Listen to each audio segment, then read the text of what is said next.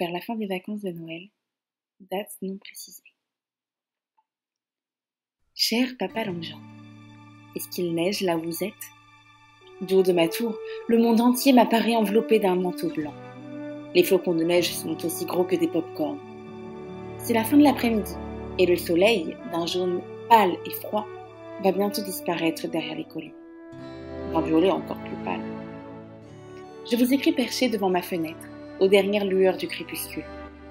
Quelle merveilleuse surprise que vos 5 pièces d'or. Je n'ai pas l'habitude de recevoir des cadeaux de Noël, et j'ai déjà tant reçu de vous. Tout ce que je possède, en fait. Que je ne sais pas si je mérite ce supplément. Mais ces scrupules ne m'ont pas empêché de les apprécier pleinement. Voulez-vous savoir l'usage que j'en ai fait? J'ai acheté une montre en or dans un boîtier en cuir à porter au poignet et qui me permettra d'être à l'heure à mes cours, les poèmes de Matthew Arnold, une bouillotte, une couverture de voyage, il fait froid dans ma tour, un dictionnaire de synonymes pour enrichir le vocabulaire de l'écrivain. 7. Je ne tiens pas précisément à mentionner ce dernier achat, mais tant pis. Une paire de bas de soie. Et maintenant, papa, vous ne direz plus que je vous cache quelque chose. C'est une raison assez mesquine qui m'a poussée à acheter ce bas de soie, je dois l'avouer. Julia Pendleton vient chaque soir dans ma chambre pour faire de la géométrie. Elle s'assied sur mon lit, jambes croisées, et montre ses bas de soie. Dès qu'elle rentrera de vacances, j'irai à mon tour lui rendre visite et je m'assierai sur son divan avec mes bas de soie. Vous voyez, papa, quelle petite fille impossible je suis. Mais du moins, je suis sincère. Et, vous le saviez sans doute déjà par le rapport du foyer, je ne suis pas parfaite. Pour nous résumer, c'est ainsi que notre assistante d'anglais commence chacune de ses phrases. Je vous suis très reconnaissante pour mes 7 présents. Je me suis imaginé qu'ils étaient arrivés tous ensemble dans une boîte envoyée de Californie par ma famille. La montre vient de mon père, la couverture de voyage de ma mère, la bouillotte de ma grand-mère. Elle a toujours peur que j'attrape froid dans ce climat. Et le bloc de papier jaune de mon petit frère Harry. Ma sœur Isabelle m'a offert les bas de soie et tante Suzanne les poèmes de Matthew Arnold. Oncle Harry, c'est son nom qu'on a donné au petit frère, m'a envoyé le dictionnaire. Il pensait plutôt à des chocolats, mais j'ai insisté pour les synonymes. J'espère que vous ne voyez pas d'inconvénient à jouer le rôle de toute une famille. Et maintenant, puis-je vous raconter mes vacances ou bien êtes-vous seulement intéressé à mon éducation en tant que telle? J'espère que vous appréciez l'emploi subtil de « en tant que tel ». C'est la plus récente acquisition de mon vocabulaire. La fille qui vient du Texas s'appelle Leonora Fenton, un nom presque aussi drôle que Jerusha. Je l'aime bien, mais pas autant que Sally McBride. En fait, je n'aimerais personne autant que Sally, vous excepté. C'est vous que je devrais toujours aimer le plus, puisque vous représentez à vous seul toute ma famille.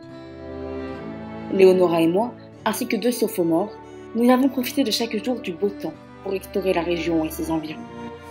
En jupe courte et veste tricotée, coiffée de casquettes et armée de crosses de hockey pour nous frayer un chemin, nous avons fait des kilomètres.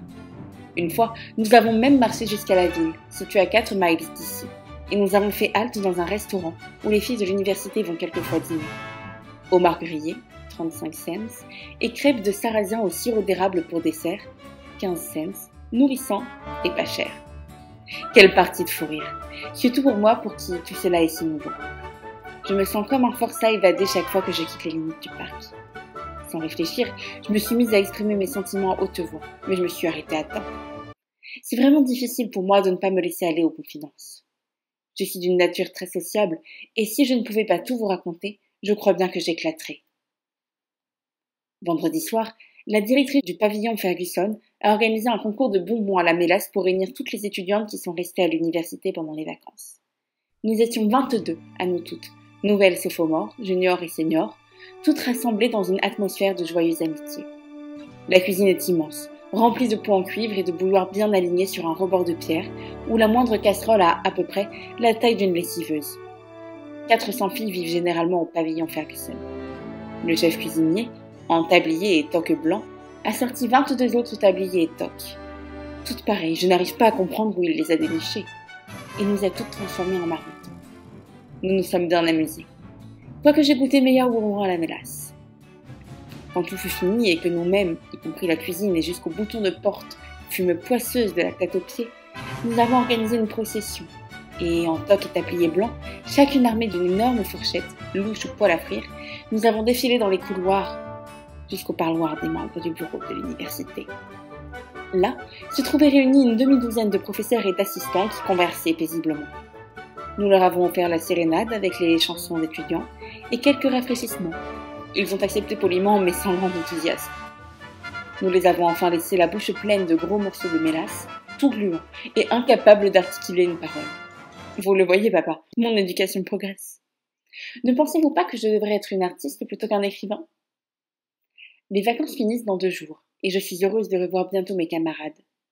Je me sentais un brin esselé dans ma tour. Quand 9 personnes occupent un bâtiment construit pour en abriter 400, elles errent comme des âmes en peine. 11 pages ! Pauvre papa, comme vous devez être fatigué. Je voulais juste vous écrire un petit mot de remerciement, mais une fois lancé, mon stylo semble ne plus vouloir s'arrêter. À bientôt, et merci encore d'avoir pensé à moi. Je serai parfaitement heureuse si ce n'est ce petit nuage menaçant à l'horizon. Les examens sont en février. Avec toute mon affection, Jody. PS. Il n'est pas convenable de vous envoyer mon affection ? Si tel est le cas, je vous prie, pardonnez-moi. Mais il me faut bien l'envoyer à quelqu'un, et je n'ai le choix qu'entre vous et Mrs. Lippett. Aussi, vous devrez vous y faire, mon cher papa, car je ne peux pas l'aimer, elle.